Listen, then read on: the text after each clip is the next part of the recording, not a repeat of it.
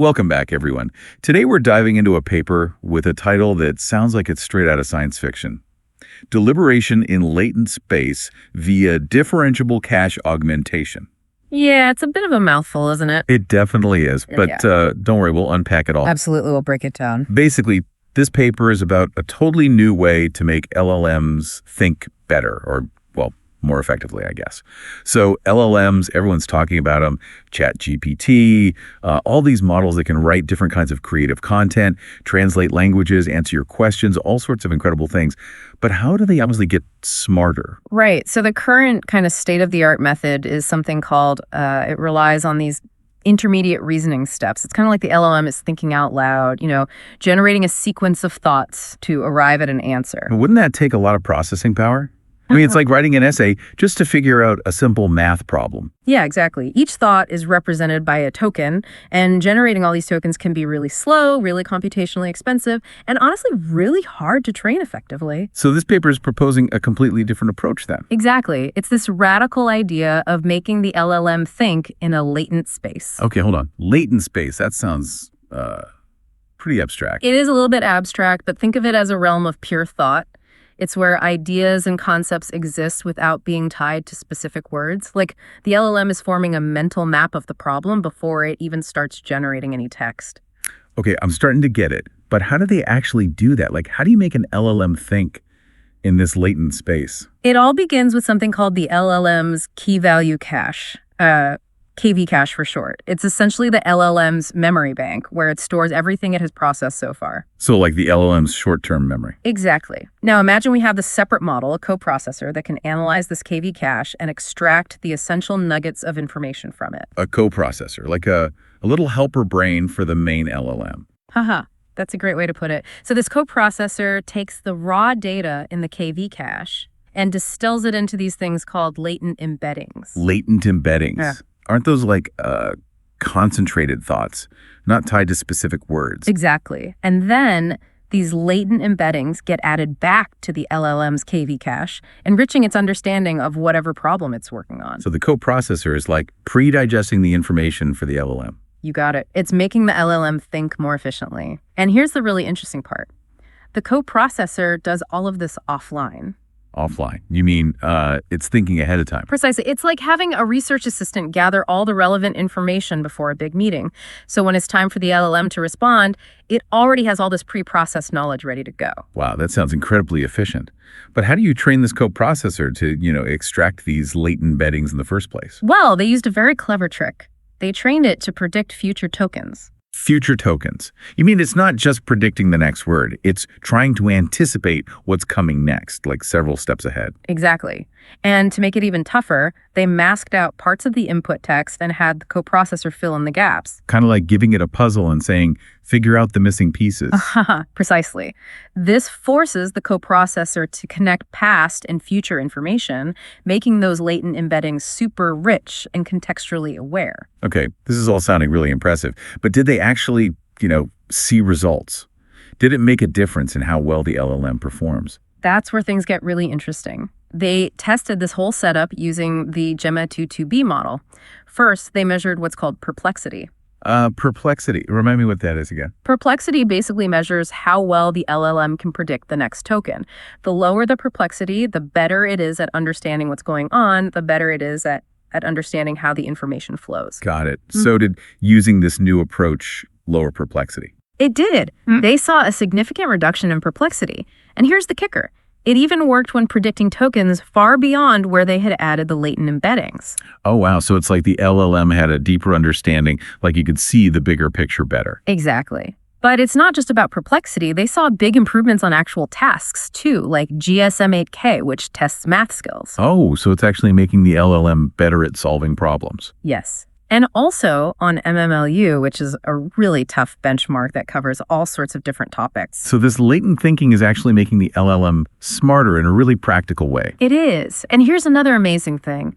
The more latent embeddings they added, the better the performance got.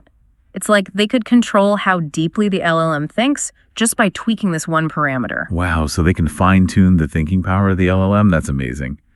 But how does this approach compare to other techniques out there, Like, what about those pause tokens I've heard about? That's a great question. You see, pause tokens are like inserting predefined thoughts into the LLM. Right, they're like little hints you give it. Exactly. But these latent embeddings are different. They're dynamic. They're generated specifically for each input. So it's like a tailor-made thought process for every question, not just relying on pre-made ideas. You got it. And they found that their approach was way better than using pause tokens. And then there's chain of thought prompting, where the LLM has to kind of spell out its reasoning step by step. Yeah, like thinking out loud. I bet this latent thinking approach is a lot faster. Oh, absolutely. Way faster and more efficient. With latent thinking, the LLM can process everything in one go. This is all really fascinating. But can we zoom out for a second? What does this all mean, like for the big picture of LLMs?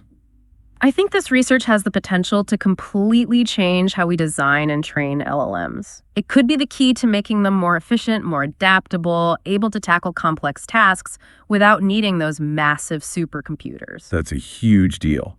It could open up LLMs to way more people, researchers, developers who don't have access to all that computing power.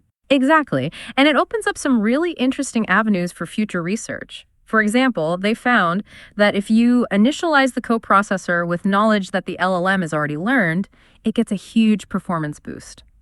So it's like giving the coprocessor a head start. Instead of starting from scratch, it can build on what the LLM already knows. Exactly. And they also experimented with something called LoRa low-rank adaptation. It's a way to train the coprocessor that's more efficient, uses less memory. That's great for people who don't have unlimited resources, right? Absolutely. This is all so interesting. But before we get too carried away, are there any potential downsides to this kind of technology? Anything we should be worried about? Well, this is all still very new. There are a lot of unanswered questions about where this technology might lead, but I think it's important to be mindful of the potential implications, especially as LLMs become more powerful and more integrated into our lives. Okay, some food for thought there. But for now, I'm ready to dive a bit deeper into the specific findings of this research. What were some of the key takeaways that really stood out to you? One crucial finding was that the coprocessor needs to use the full KV cache as its input. Like it needs the whole picture to really get it. Exactly. When they tried using a less informative representation of the context, the performance tanked. So the coprocessor really needs that full, rich context to do its magic. You got it. And this actually tells us something really interesting about LLMs themselves. It suggests they might be capable of a much deeper level of understanding than we realize. You've definitely piqued my curiosity. I'm ready to dig into that more when we come back. Sounds good. This whole idea of latent thinking, it really has some deep implications. And not just for how we build LLMs, but for how we understand intelligence itself. Okay, I'm intrigued. What do you mean by understanding intelligence itself? Well, we tend to think of intelligence as being about logic, step-by-step reasoning, solving problems in a very deliberate way. Right, like a very structured approach. Exactly. But this research hints that maybe there's another layer to intelligence, a more intuitive way of processing information. So it's like the LLM is developing some kind of gut feeling, even before it starts, consciously reasoning things out. That's a great way to put it. And that raises some really interesting questions about creativity. Could this be the key to unlocking real AI creativity, where LLMs can come up with genuinely new ideas, not just remix things they've already seen? Wow, that's a mind-blowing thought. Yeah. But even if we're not talking about AI writing symphonies just yet, this research does seem to have some very practical implications, right? Absolutely. One area where this could be huge is in making LLMs more efficient. Remember, the coprocessor is working offline, doing all this pre-processing without slowing down the main LLM. Right. So it's like having a team of researchers who've already gathered all the insights so the LM can focus on, crafting the final output. Exactly. This could be a game changer for applications where speed is everything, like real-time chatbots or translation services, or even code generation. Imagine that. Yeah, a chatbot that can respond instantly, even to really complex questions. Or a code generator that can spit out code in seconds. That would be incredible. Right. And it's not just about speed either.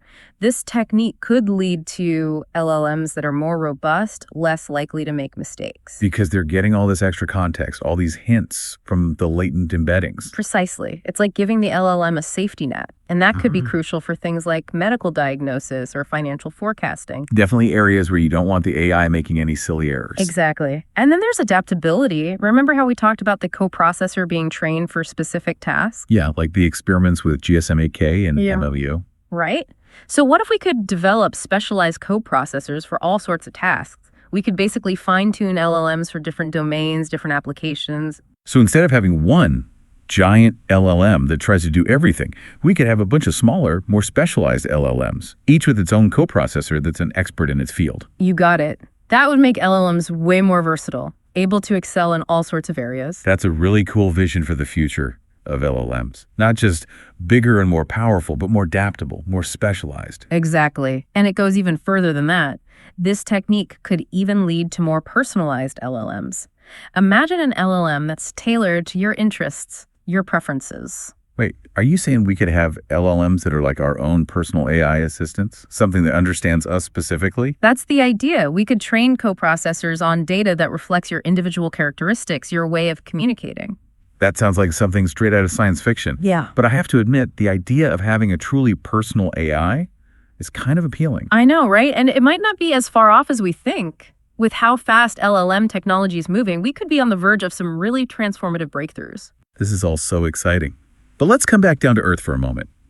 What were some of the other key findings from this research? Anything else that really stood out to you? One thing that was really interesting was how important it was to initialize the coprocessor with knowledge that the base LLM had already learned. So it's not enough to just give the coprocessor raw data.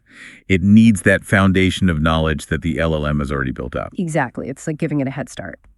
And they also looked at a technique called LoRa, or low-rank adaptation. It's a more memory-efficient way to train the coprocessor, which could be really helpful for people who don't have a ton of computing resources. That makes sense. Making this technology more accessible is going to be key to, driving innovation in the field. Absolutely. And this research really highlights the importance of collaboration and knowledge sharing in the AI community. The more we can build on each other's work, the faster we can make progress and unlock the full potential of these incredible technologies. Okay, so we've covered a lot of ground here, from the technical nitty-gritty to some pretty big picture implications.